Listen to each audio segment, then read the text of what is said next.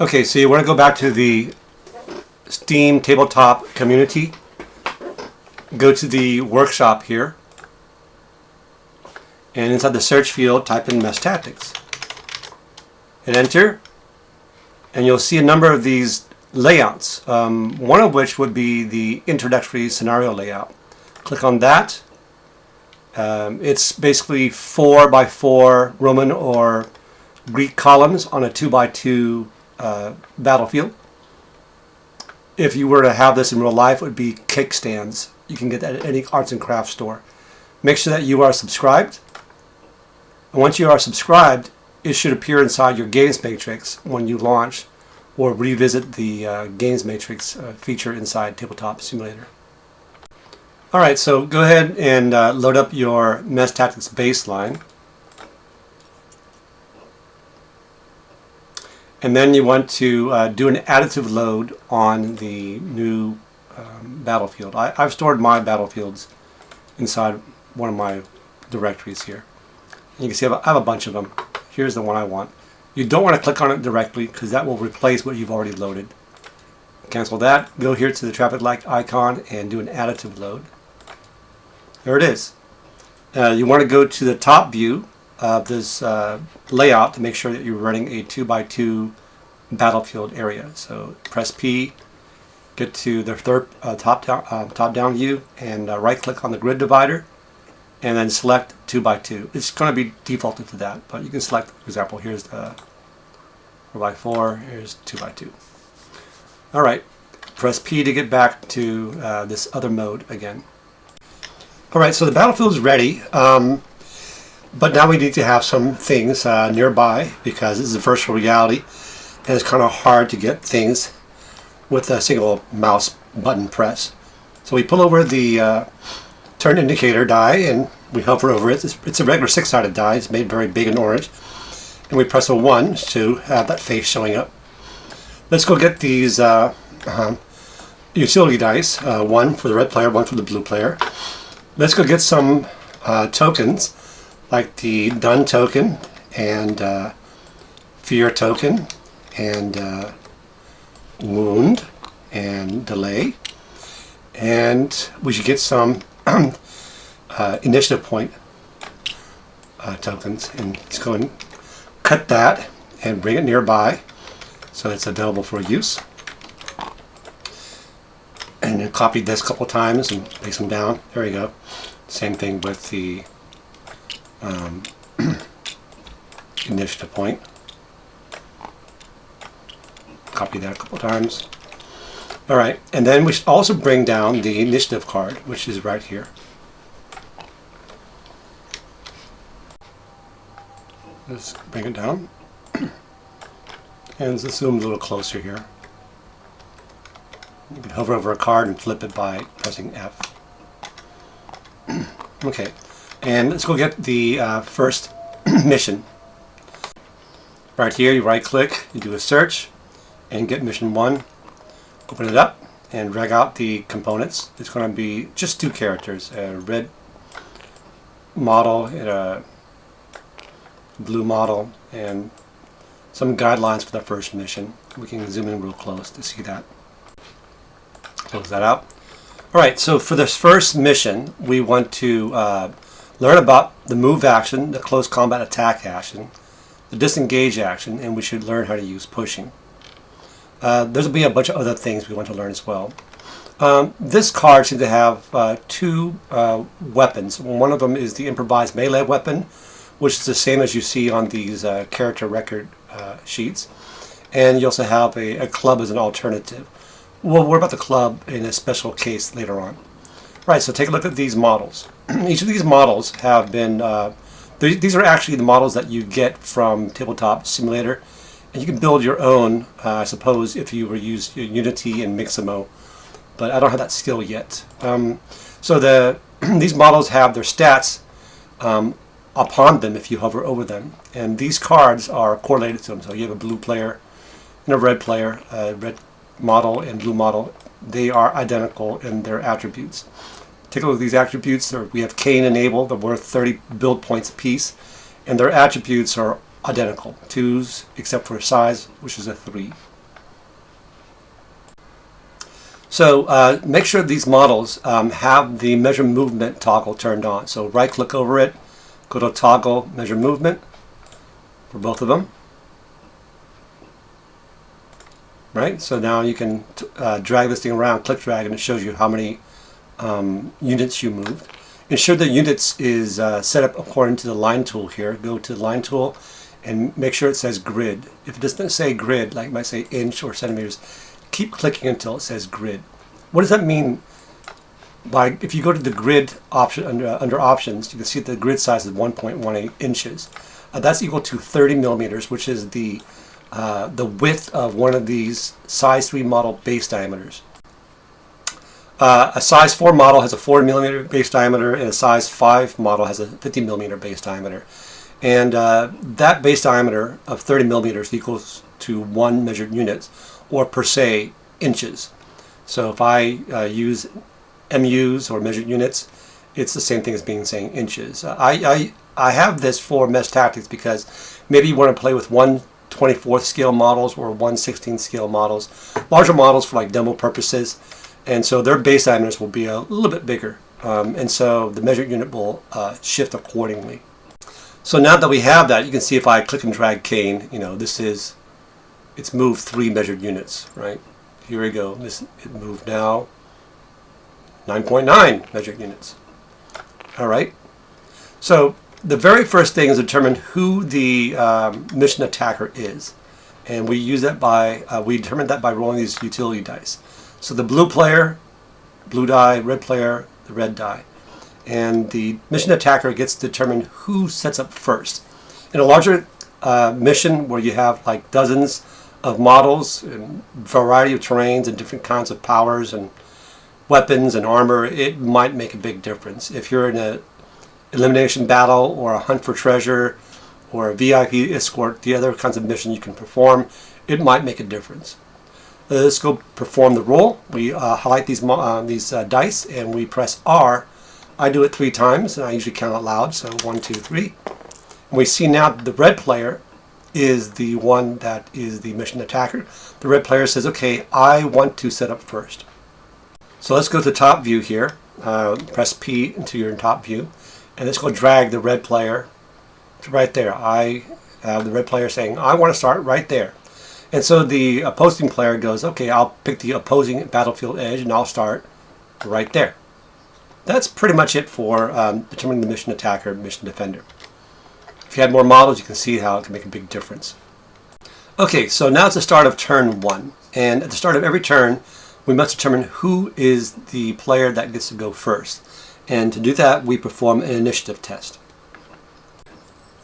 All tests, unopposed or opposed, allow each player to roll 2 white base dice. And I didn't bring them over yet, so let's go and get them right now. Let's copy these over. Let's Control C. Go back over here. Let's paste them down. Control V. Move these out of the way. Alright, so we'll say that the red player has this side, blue player has this side, and we'll give them each 2 white base dice to roll. I'll zoom in a little closer soon enough. The initiative test requires that each player identify one of their models to be the designated leader, and then when you roll the dice, you add the designated leader's INT score. And you can see here, if you hover over this, the INT score of this model and this other model are identical. They're 2. So we would add 2 to the dice roll for themselves. In this case, we'll just say we'll use the dice pips, the black circles you see here. Press R for rolling. 1, 2, 3. Okay, it's a tie. If there's a tie, you're supposed to roll the dice again. 1, 2, 3. Okay, so there's no longer a tie, and this model wins by 1 cascade. Cascades are the difference between the 2 test scores. So in this case here, the difference is 1, and it's known as a cascade when you win the test. For the initiative test, you win the test if you exceed the other player's test score total. So for every cascade that you have, you acquire a initiative point. So let's go give an initiative point to the red player. When you win the initiative test, you also acquire the initiative card. And let's go and zoom closer to the initiative card and look at its abilities. Hover over the card, press F to see the backside, and you can see that there's two abilities. The first one is that if you have the card, you can win any future initiative tests, but you receive 0 cascades in return. It may be critical to win the test, like you want to go first, or you want the other player to go first. In a larger battle where there are maybe dozens of models per side, that can be critical to see who gets to win, such as moving a model off the board or getting first access to a secret door that just randomly opened. The second power is to re-roll any test except for the initiative test by giving this card to the other player. This card can be passed between 2 players, but only once per initiative. Alright, let's perform some actions now. When the player begins their round, each player alternates in rounds, they pick one model that is ready, which means it has no done token, one of these blue ones here, assigned to it, and says, okay, you'll become the initiative model, and you become the active model, and the other player becomes the passive player, and any opposing model that you want to attack or perform actions against will be targets. For this red model here, we'll say that it wants to perform a move action. You perform actions by spending action points. When a model receives the initiative, it acquires 2 action points, and it spends them usually at 1 action point per action to do things. The move action will be what we will be performing. So when you perform the move action, you get a movement allowance equal to your MOV score plus 2. So this model has an MOV score of 2, plus 2 is a 4, so movement allowance is 4. When it performs the move action, it can move up to its movement allowance. It should not have to spend all of them up to the player. Let's go move it 4. Right there is 4. That was 1 action point spent. And let's go do it again. It moves 4. Okay, so now it has spent both of its assigned action points. It spent 2 action points, there are none left. However, there is the rule of pushing. Pushing allows you to acquire an extra action point in exchange for being assigned a penalty delay token. When a model has 1 or more delay tokens, it's known as distracted, and it causes problems. It's a hindrance, causes problems for any kind of test that it has to perform. Let's go and perform the pushing and get another action point to spend on the move action. And this time we'll move it, and we'll move it to right there. Let's assign it a delay token, which looks like this, right? And then it has no more action points remaining, so it is marked as done with a done token, right there. One of the powers of the initiative points that you have is that as soon as a model is marked with a done token, you spend an initiative point and you can remove 1 of the delay tokens. So let's go and spend this one. And as a result, this delay token goes away. So there was a penalty and now it's gone.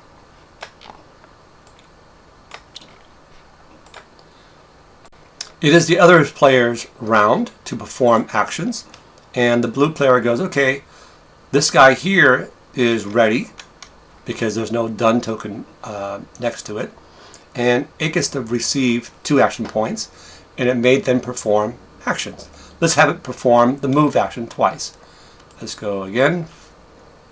That's about 4. Moves again. That's about 4. Should it push? Let's go use pushing, and it moves an extra 4. Right there, and it acquires a delay token. And it acquires a done token because it's out of action points. Did this player, the blue player, have any initiative points to spend to remove this delay token? No, it did not. So that's a bad thing. Oh well. So now all models on the battlefield have been marked as done. There are no ready models, and so the turn has ended. And at the end of the turn, you discard any unused initiative points. There are none remaining.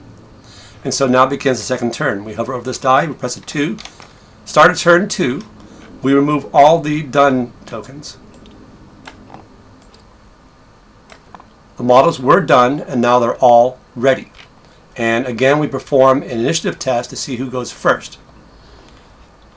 This time, we recognize that if we were to assign the blue model as a designated leader, and we have to, there's a hindrance token on there. It's a delay token. Every hindrance token, like wound or fear or delay, each type is a penalty die of a red modifier die. The way MEST Tactics works is any penalty die that a model receives becomes a bonus die for the opposing player. So we'll have this opposing player get the 2 base dice, as always, for every test that's performed, and this red modifier die as a bonus because the blue player is penalized. Let's go perform the test. When you perform the initiative test, of course, you add your INT scores, and the INT scores for each model is a 2. So they're identical. Ready? 1, 2, 3. Okay, so this is a tie, right? They both have the same test score. And if they have the same test score, we have to roll the dice again. But wait, this player has the initiative card. And the initiative card allows him to win the initiative test in case of a tie. But should it? Let's see what happens. I'll play the card to say, I want to win the initiative test so that I can go first. Okay? So that means they get no cascades, and that means they get no initiative points. Every other player that did not win the initiative test gets an initiative point for every carryover that their dice show. The blue player did not win the test, but it receives 1 initiative point because it has 1 die that is showing a carryover. The carryover is identified by the circle on the die. If it was a regular 6-sided die, it would be the 6 face for the base dice. So let's go give the blue player the initiative point. So it's a red player's turn, and the red player wants to perform a move action. All right, 1 action point to spend, and it moves into base contact. What does that mean? Every model has a melee range equal to base contact. That means that if an opposing model or a target were to be touching or close enough to touching their model's base, they are in base contact. And as a result, that target, the opposing model, is considered to be engaged. That model is engaged, and it prevents it from leaving close combat because they are locked into combat. If they want to leave combat without using the disengage action, then they are at risk of getting attacked for free by any model that had it inside melee range. So likewise, when Cain is engaged to Abel, because Cain is in base contact to Abel's melee range, then Abel is engaged to Cain because Cain's melee range is also base contact. Alright, so Abel has spent 1 action point to move into base contact, and now that Cain is within Abel's melee range, Abel wants to perform a close combat attack. All combat attacks inside MEST Tactics are 2 tests back to back. The first is the hit test. In the hit test, you determine the quality of the hit. If you fail the test, then you don't proceed to the damage test. If you succeed on the hit test, any carryovers that you generated are added to any dice you roll for the damage test. So the damage test is performed only when you pass the hit test. So let's go and perform a close combat hit test. You spend 1 action point for Abel, and each player rolls their 2 base white dice, and we add some situational test modifiers. Cain is distracted, has a delay token, so that's a penalty of a red modifier die. And because it's a penalty die for For Cain, it goes to Abel as a bonus red die. Let's go roll the dice.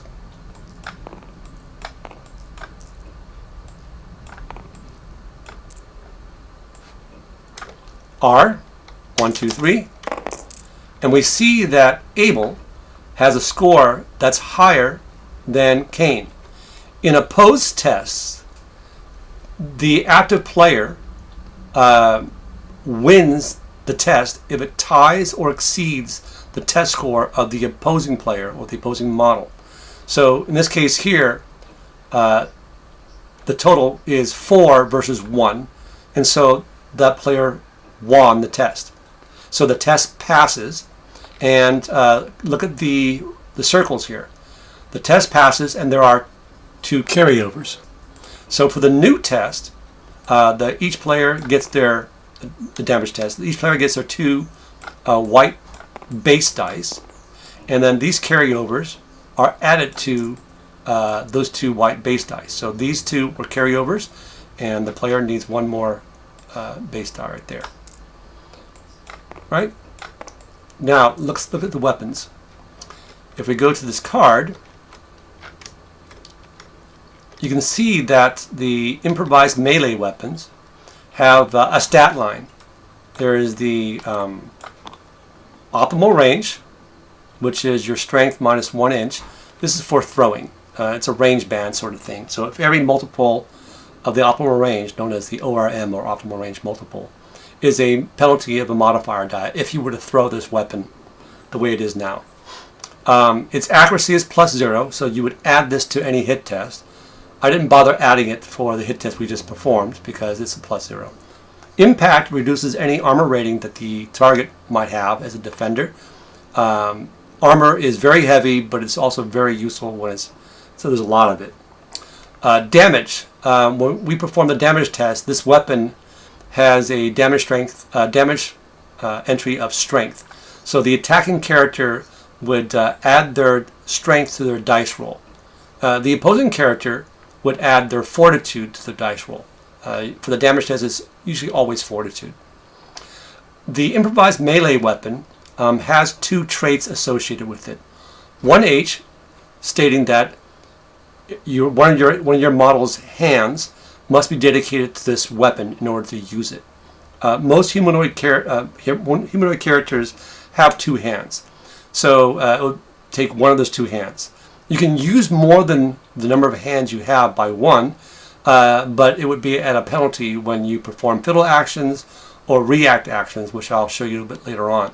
But essentially, like a spear requires 2 hands normally, and a shield requires 1 hand. That's a total of 3 hands.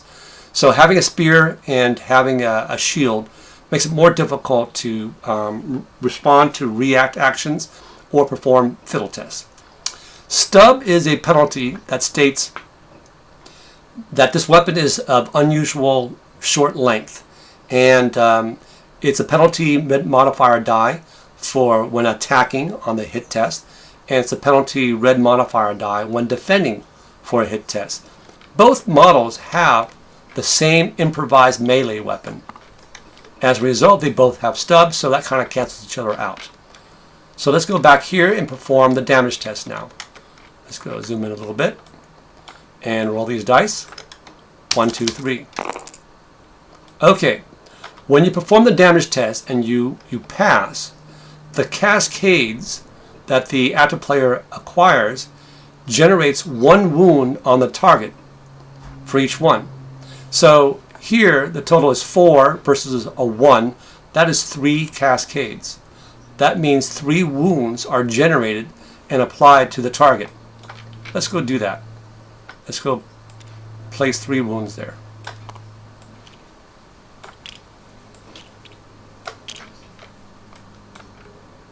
Right? The number of wounds a character can take is equal to its size score.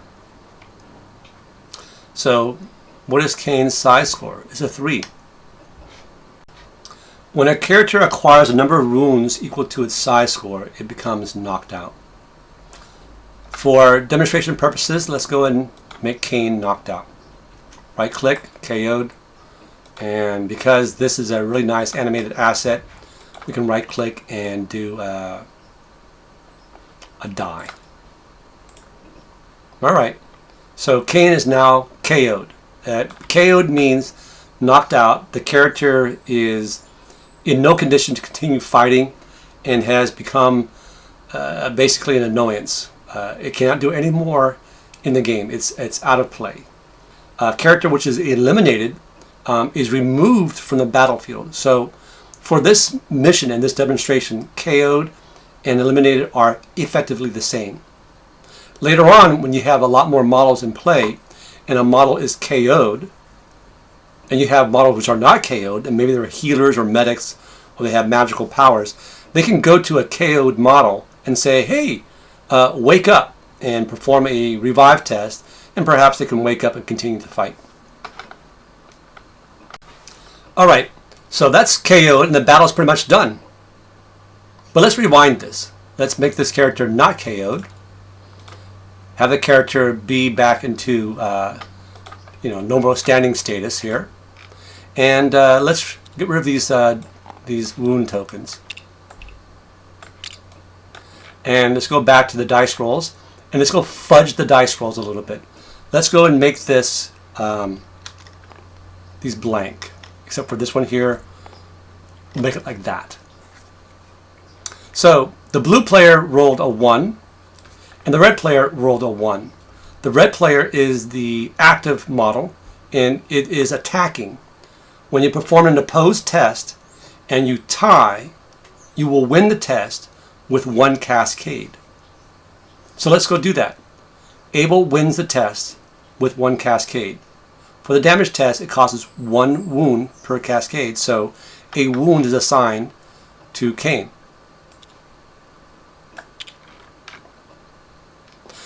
When a model acquires a wound token for the first time during a turn, it must immediately perform a fear test. A fear test is one of the different ways of performing morale tests. A fear test is an unopposed test. In an unopposed test, 2 players are involved. 1 player represents the active model that is performing the test. In this case here, the blue player representing Cain. Cain is the active model. The other player is the system player. That player rolls the dice on behalf of the game system. So let's go perform the fear test. Because only 1 model is involved in an unopposed test, and that model is the active model, Cain. Cain has 2 different types of hindrances. It has a delay type and a wound type. For each type of hindrance, the opposing player, in this case the system player, acquires as a bonus die the 2 bonus dice, 2 red bonus dice. Let's perform the fear test. We roll this, 1, 2, 3, and we see that Cain has a total score of 1. If we were to add Cain's willpower score, the POW, which is a 2, this total would be a 3. The system player does not have a POW score. The system player always adds a 2 to their test score total. So the system player adds 2 to the score of 4. So this will be a 3 versus a 6. For every miss that the active player generates as a result of the fear test, for every miss, that's a difference, the active player acquires a fear token. Let's assign 3 fear tokens for the 3 misses. Okay. What does this mean? Fear tokens, when you have none, you're pretty much ordered, you're not nervous. When you have 1 fear token, you're nervous. When you have 2 fear tokens, you are subject to compulsory actions, and you're known as disordered. So when you are disordered and it becomes your initiative, you are required to spend at least 1 action point to disengage from combat Run towards your battlefield entry edge and seek safety. If you have 3 fear tokens, you are panicked, which means that on your initiative, that model must spend at least 2 action points to disengage from close combat, run towards the battlefield edge, and seek safety. You really don't want to have any sort of fear tokens. If you have 4 fear tokens, you are eliminated. That means you have a psychological breakdown, you go into a fetal, curled up into a fetal position and you refuse to fight, or you beg for your life, or you basically run away off the battlefield immediately. It is such a surprising thing. Your model is removed from the battlefield. It's no longer physically present. So then, let's rewind a little bit. Let's go fudge the dice. Let's make these dice not appear as if they are a very high value. Alright? So instead of missing by 3, we'll have the character miss by 1. So let's remove these 2 fear tokens, and it only has 1 fear token assigned to it because it missed by 1, and now it's just merely nervous. So Abel is done, and he could use pushing to try attacking again, but we'll hold off until he has maybe an initiative point to worry about. So his part is done. It is now Kane's turn to perform actions. When Kane acquires the initiative, Kane receives 2 action points. And those 2 action points must be spent to buy off any delay tokens assigned to it. Each delay token removed requires the spending of 1 action point. So there's one delay token here. 2 action points take away 1 delay token, leaves 1 action point. Alright, so now Kane wants to attack Abel. We've already seen the attack. Let's see what happens if we want to disengage. Let's presume that Kane says, okay, this is not for me. I'm going to die pretty soon because in alternate reality, I got KO'd and I fell on my face. And another alternate reality, I got 3, fear tokens and it was horrible. I hate that when it happens when I'm trying to, fight a bad guy. So let's go and have Kane perform the disengaged action, which is, of course, one of the actions we should try on this list. So let's go do that. Move these a little bit. Put them to the side.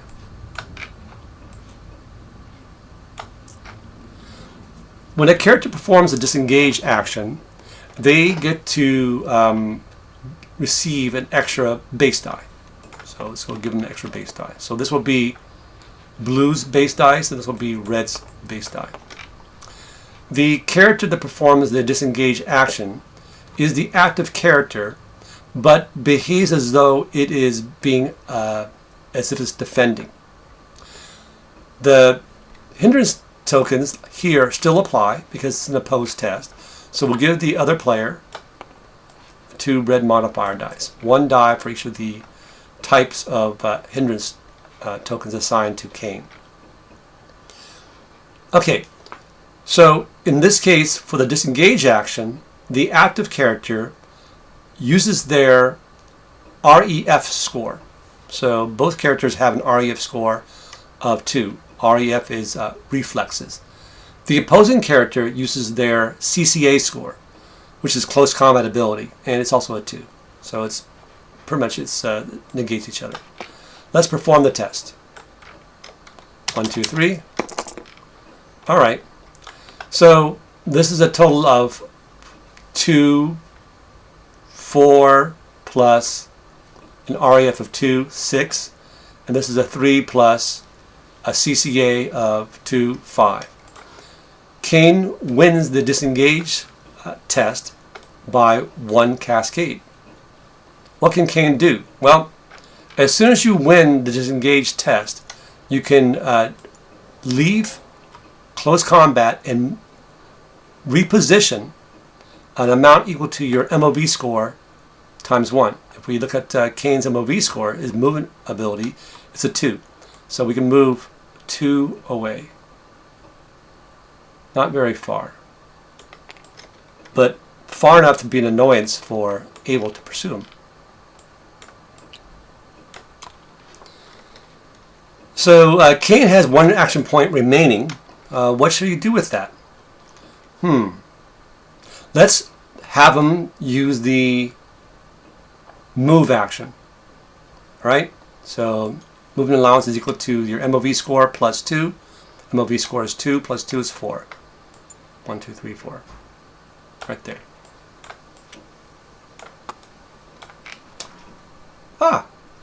The blue player has initiative point. Let's go and maybe move again. So acquire a delay token, and that's using pushing, and move 4 more, right about to here. And the character is now done. And as soon as the done token is placed, you can spend an initiative point to remove the delay token. Alright, end of turn. This is because all models have been marked as done. Let's begin the new turn. There are no remaining initiative points unspent, so nothing is discarded. Let's move these dice out of the way, the red ones. The extra base die as well. Okay, with the new turn, each character, each player identifies a designated leader, and there's only 2. And we perform the initiative test. We add their INT scores, which is for both models an INT score of 2. 1, 2, 3. And this is a 3 versus a 2. So this player wins the initiative. And this player says, oh, I have the initiative card, I want to win the tie. But we know from last time that even though they win the tie, they get 0 initiative points. And this character, because it has this player, because it has the carryover, gets 1 initiative point. So let's not do that at all. Let's go ahead and allow this character, this player, to get the initiative card. All right, and then they get a number of initiative points equal to the difference in the test scores, so it's 1. Let's go and assign them 1 initiative point. Okay, so the blue player says, all right, I want Cain to turn back around, hover over this, press E to rotate. And I want him to charge the player. Oh, the done tokens are still here. Let's get rid of them. All the models are now ready. No more done tokens. And what Cain's going to do is he's going to use a move action to move 4. That's 1 action point. Move these along with it. And wants to move again. But for whatever reason decides to end right there. That's 2 action points. Decides to use pushing and move again to base contact. Right there. And because pushing was used, it acquires a delay token. And there are no more action points. It is now marked as done. Because the blue player has initiative points, decides to spend that and remove the delay token. This is very mechanical, but once you determine the pattern, you can be used to your advantage. The red player goes, all right, I see what you did there. You moved into base contact. Base contact, there's some room for imprecise measurement. About half of a measured unit, half of an inch. So Abel says, okay, I'm going to rotate around and attack you. Phasing does not matter at all. I'm just making it for sake of being thematically pretty. All right, so Abel says, I want to attack. Good on you. Let's go and attack.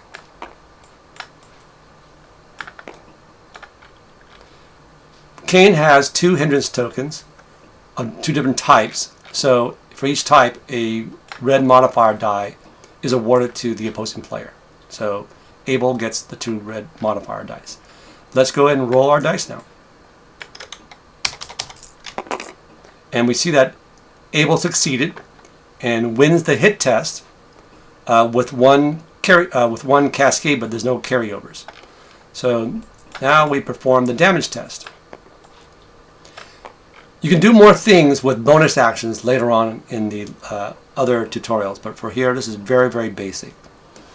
Okay, for the damage test, each player gets their 2 white base dice, and we roll the dice. And for the damage test, nothing happened. Abel's test score was less than Kane's test score. So even though a hit was made, it was not solid enough, and of all the things that could have happened, no damage was caused. So that was 1 action point and done. There's 1 action point remaining. Should Abel go ahead and attack again? Sure, why not? In MEST Tactics, the preference is no model attacks more than once unless they are equipped with a natural weapon. Beasts, animals, monsters, maybe some vampires, they're equipped with natural weapons, which include things like biting, goring with horns, claws and talons, a venomous sting. If you do not use a natural weapon and you want to attack again more than once during initiative, the attack penalizes you by forcing you to acquire a delay token. So for the second attack, Abel acquires a delay token. And let's go ahead and receive the 2 red modifier dice again. In case I wasn't clear earlier, when a close combat attack is performed, each player adds their model's close combat ability score, which is their CCA. So it's 2 for both of these guys. All right, so let's go ahead and roll the dice. 1, 2, 3. Did I have this on the wrong place? Let's put it back here. Let's roll it again. 1, 2, 3. All right. So the second attack missed. So Abel was not able to succeed on the hit test, and he is now marked as done. Could the Abel character have used pushing to attack again? In this case, the answer is no. Pushing is disallowed if the character is already distracted. And having 1 or more delay token makes a model distracted. And because it was distracted, can't use pushing. Alright, so it's the end of the turn because all models have been marked with a done token. Let's go and put everything back here. And identify turn 4 has started. Remove the done tokens. And we perform the initiative test. Each player receives their 2 white base dice and adds their model's INT score. 1, 2, 3. And we see that the red player actually wins this time and acquires the initiative card. He wins by a difference of 1 cascade, and so it acquires 1 initiative point.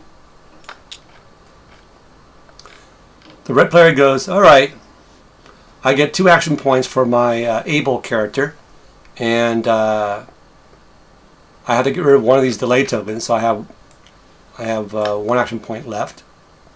And let me try attacking. It's an opposed test. Kane has the 2 hindrances, so I get 2 red dice. And let's go and roll our hit test. Alright, the hit test passes, and the red dice are useless, so they're discarded. One of the white dice that the red player rolled has a circle around it, so it's a carryover. So that means there's additional die added to the next test, which is the damage test. Let's perform the damage test now. 1, 2, 3. We add strength for the attacking character and fortitude for the opposing character. And just to make sure everyone knows, Abel has a strength of 2, and Kane has a fortitude of 2. So pretty much zeroed out. Nothing actually happened. And the red player goes, you know, I want Abel to attack one more time. So I'm going to use pushing to get the extra action point. And I would need to also acquire another delay token because this is the second close combat attack this initiative. So instead of acquiring one for pushing, you acquire one for pushing and one for the second attack. Alright, so let's go and take a look at these here. The Cain player has 2 hindrances. The able player has 1 hindrance. So the difference is one hindrance. So if we were to do it more literally, 2 dice are assigned to the opposing player for Cain. 1 die is assigned for the opposing player for able. And then we flatten. What flattening means is, except for the last 2 white modifier dice that a player receives, remove matching colors in pairs. So this is paired with that, and they are removed. Let's perform the hit test again. Each character adds their CCA score, which you can see is both a 2. Right? Roll the dice. 1, 2, 3. And the total here is 4. Total here is 3. And it's a failure. There are no more action points available for able, and so it is marked with a done token. The red player has initiative points and decides to spend it, and that allows 1 of the delay tokens to be removed. Let's put this out of the way. It is now the blue player's turn, and the blue player says, okay, Cain is ready, and I want to have Cain attack in close combat. Let's go do that. The difference is 1 hindrance type between the 2 of them, which then goes to the player with the fewer hindrance tokens. So right there. Same as flattening, but I'm just doing it faster this way. Let's go and perform the close combat attack hit test. 1, 2, 3. Alright, it's a fail. And Cain says, alright, I don't want to attack again because I'll get a delay token. And I don't have any, initial points to spend, and so he's marked as done. All right, it's the end of the turn, but it's the end of turn 4, and so for a small game, which is played with between 4 and 8 models on a 2x2 battlefield area, at the end of turn 4, and every turn afterwards, an end game die is added to it. So these little end game dice are tiny little blue dice. Let's go and bring one over here.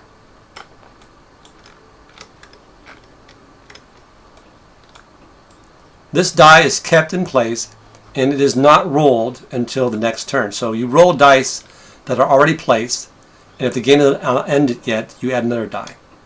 Okay, so now it's turn 5. And we remove all the done tokens.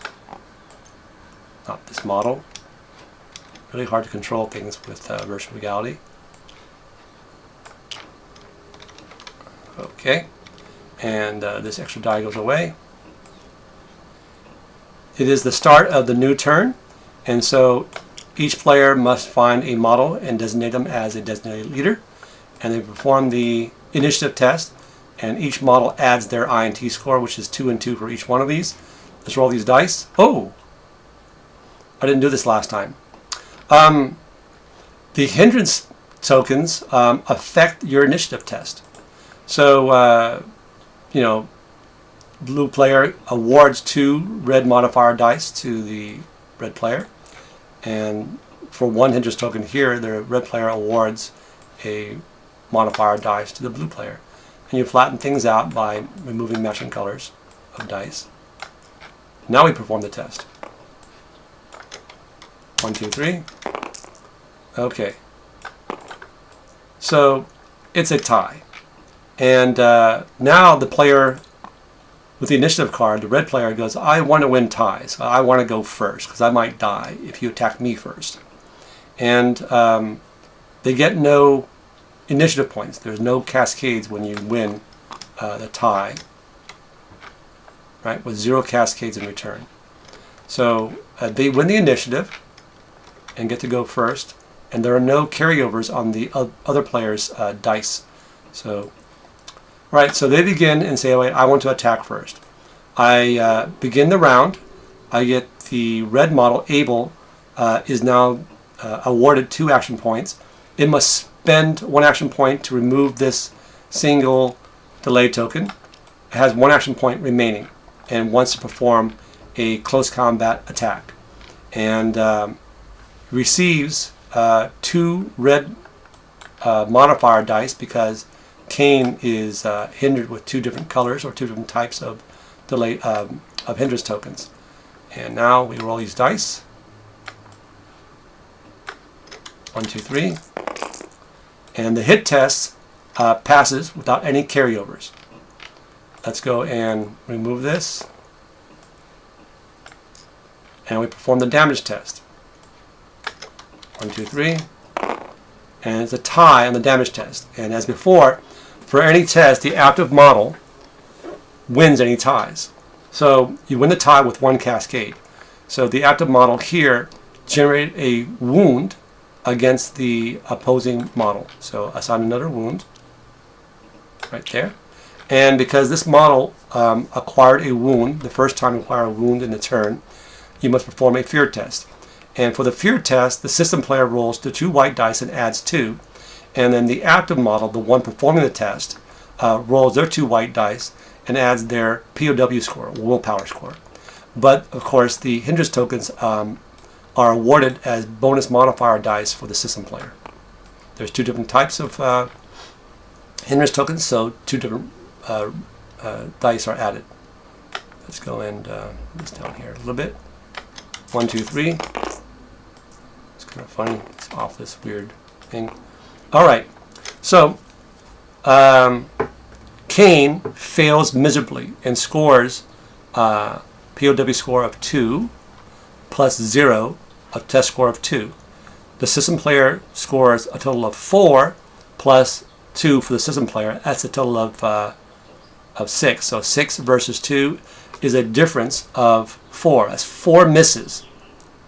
And 4 misses means that the active character acquires a total of 4 fear tokens. So right now it has 3. And let's give it 1 more. 4. And as I mentioned before, when your model has 4 or more fear tokens, it completely discombobulates and is eliminated from play, and that's how we end the turn. So let's go and move this model off. It ran away off the battlefield, it's no longer in play at all, and the turn ends, and that's it. Game over. Okay, we are revisiting these 2 models, and we're going to add a new twist. We're allowing the models to have a new situational test modifier, situation, which is when a model has its back against a piece of terrain, and the opposing model is opposite of that terrain, then this model is considered to be cornered. And cornering is it awards, it's a penalty of a modifier die, so it awards the opposing model a red modifier die. So we'll say that Able gets this red modifier die because Cain is cornered. And to make things a little bit more interesting, we're going to also talk about the club, which has the stun trait, and we're going to also make Cain hindered with this delay token. Let's take a look at the club. So the club is one of the alternate weapons here. It's nearly identical to the improvised melee weapon, but it costs 4 build points versus 0 build points, and it has the stun trait. The stun trait is actually listed inside the rule book as stun X, where X is the trait level. And the default trait level, if it's not specified, is 1. So here, this stun trait assigned to the club has a trait level of 1. So this is the same thing as saying stun 1. The stun trait is used in conjunction with the damage test. And when you have a target that has is heavily armored, the damage test probably won't generate any wounds, because you're subtracting not only the fortitude score, the FOR score of the target, but you're subtracting the armor rating of the target. So a lot of the successes don't count at all. You have very few cascades, if anything. You won't even pass the test. The stun trait gets to bypass that. As a matter of fact, the trait level for stun is added to your test score. So even if you were to miss by 1, you failed the test by 1. If you add the stun trait level to the test score, it can still be a tie. And if that's a tie, then you cause, possibly you cause some stun damage. All right, let's begin with the close combat attack. Abel performs it against Cain. Cain is hindered by one hindrance type, so we award a red modifier die to Abel. And then Cain is also cornered by Abel, because Abel's on the other side of him, and behind Cain is some terrain. So let's go and give him 2 modifier dice. And let's go roll the hit test. If it fails, we'll make sure that we fudge it so that Abel passes. 1, 2, 3. And, hey, Abel passes with a carryover. So let's get rid of these red dice. Everybody gets their 2 white base dice. And because of the carryover, Abel gets an extra die. And now let's perform the damage test. 1, 2, 3. And we see that the test is passed. Let's first calculate how much damage as far as wounds is generated. So the cascades is 1, so that'd be 1 wound. We give 1 wound to the target. And now let's look at the stun trait. The stun trait says add the trait level 1 for stun 1 to the number of successes, and if that matches or exceeds the durability score of this target, then assign a stun damage. The durability score is equal to the higher of the target's fortitude or its size. So in this case here, durability is 3, so there is no stun damage assigned. All right, so let's rewind, and instead of having 1 cascade this time for the test, let's give Abel 2 cascades. All right, so let's cause wound damage first. That'll be 2 wounds. So 1, 2. All right, so now let's take a look at the amount of stun damage this character might receive. Add the stun trait level 1 to the successes rolled. So that's 1 plus 2 is 3, and compare that to the higher of fortitude or size, which is the durability score, and that would be 3. So it matches. If it matches, assign the target a delay token as stun damage. When you have more than 2 delay tokens, any additional stun damage becomes wounds. In this case here, there's not very much. All right, let's rewind and give Cain medium armor. Medium armor has an armor rating of 4.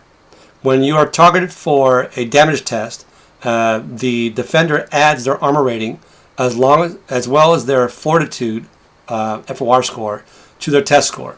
So let's presume that Cain rolled 0 on the dice.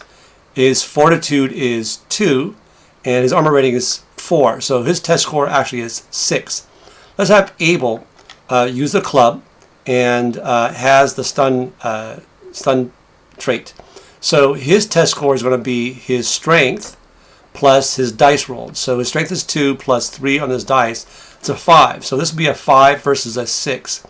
And so the damage test fails. Doesn't pass at all. But now we add the trait level of stun to the test score. So 5 plus 1 is 6. This is 6 versus 6. And so the damage test passes in this case. But we don't apply wounds. What we do instead is we do a stun test. The stun test says count the number of successes you have, add your stun trait level, and if this matches or exceeds the target's durability, which is the higher of its fortitude or size, then assign it a delay token. All right? So Cain has a durability of 3 because his size is 3, his fortitude is 2, so the higher is 3. And this indeed matches or exceeds that. So this would be 3 successes plus 1 for the stun trait. That's 4. And so therefore, let's give Cain that delay token. And then we have 4 cascades, right? Because the stun test says the cascade is equal to successes plus your stun trait level. And we took away 3 for the durability of 3. We have 1 cascade remaining. Can we apply any more delay tokens? No. If there were more successes, then every 3 successes, every 3 additional successes beyond what we took away for durability would assign another cascade. So you see how the armor prevented wound damage, but the stun trait allows you to bypass all that armor and assign these delay tokens. If we were able to get a couple more cascades, let's suppose, like, for example, it became like this. Just don't worry about the math prior to this. And now the total of number of stun test cascades would be 1 for the stun trait level, plus 5 here. That's a total of 6. So we took away 3 for the durability, and that leaves 3 stun test cascades remaining, which would assign another delay token. We don't have any more delay tokens. Here we go. Right? Flip that. But the rule for stun damage is as follows. If you already have 2 delay tokens and you get assigned another delay token as stun damage, it is instead assigned as wound damage. So in this case, it becomes that. And of course, what follows next is a fear test, right? If this is the first wound acquired by this model for this particular turn.